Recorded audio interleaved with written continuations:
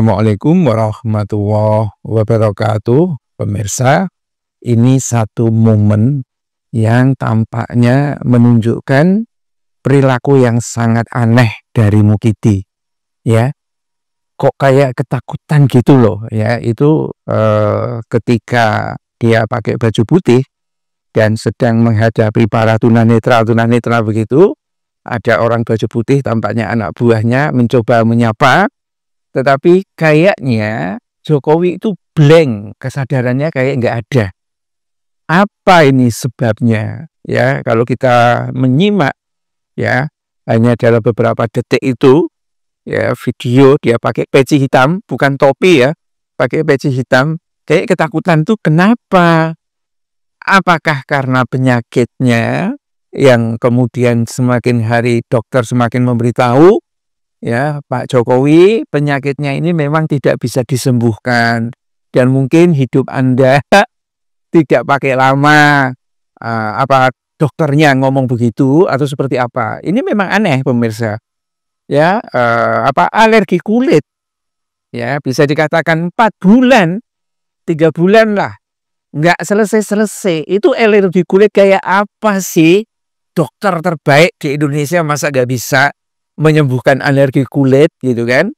Ya, artinya memang tampaknya alergi kulit itu hanyalah simptom dari satu penyakit yang lebih besar lagi. Kemungkinan gagal ginjal atau jeroannya itu sudah rusak dan jeroan rusak mengganggu saraf-sarafnya sehingga kelihatan ya saraf-saraf yang ada di Jokowi itu tidak, responnya tidak bagus tuh, low respon lah bisa dikatakan begitu. Ya, atau apakah dia salah pilih lawan? Ya, ini apa namanya? Kalau penjelasannya Dr. Tifa, dan saya kira Dr. Tifa mengamati betul tentang apa yang terjadi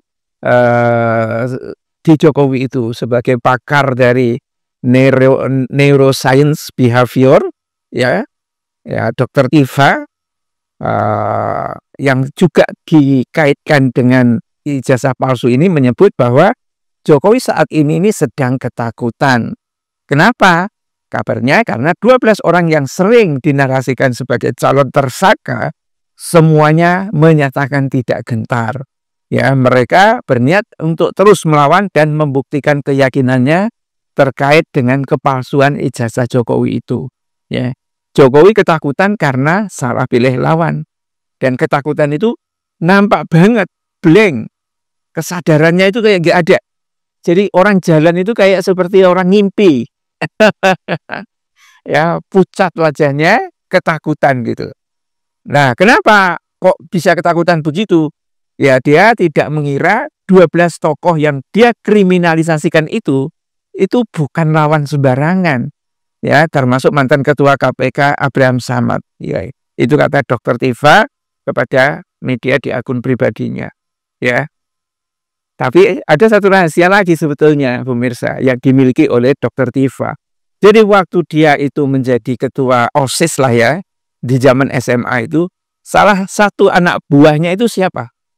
Kalau kita pengen tahu, Listio Sigit Prabowo. Itu satu sekolah sama Dr. Tifa. Dr. Tifa menjadi ketua OSIS-nya. Nah, mungkin Listio Sigit itu jadi anak buahnya. Itu waktu di SMA. Jenderal itu loh, masih jenderal itu. Jadi, mungkin Jokowi ini menganggap bahwa orang-orang ini seperti Bambang Tri sama Gus Nur, ya, berani tetapi tidak punya jaringan ke pusat kekuasaan, tidak bisa menggerakkan ini gitu kan. Dan sekarang memang tampaknya dua orang ini juga menjadi orang yang luar biasa, menjadi pahlawan yang banyak menginspirasi gitu.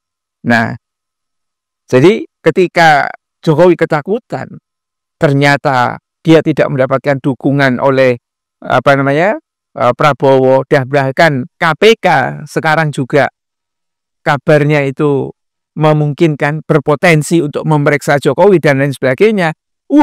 Ini menjadikan Jokowi betul-betul kehilangan nyali gitu loh. Nah, atau mungkin juga karena ketinggalan lawan, ditinggal pergi sama kawan-kawannya, para termul-termulnya, yang bikin hatinya tercabik-cabik. Nah, itu bisa jadi juga. Atau ketiga-tiganya. menderita penyakit kayak begitu berat gitu kan, salah memilih lawan, ditinggal pergi oleh kawan, dan dia juga sadar bahwa termul-termul ini kalau nggak dikasih makan, ya, termul-termul itu kalau nggak dikasih makan, dia akan kabur semua. Dia sendirian. Itu kayaknya yang membayani tentang masa-masa ke depannya Jokowi, sehingga kesadarannya sudah blank seperti itu. Billahi taufiq wal hidayah. Assalamualaikum warahmatullahi wabarakatuh.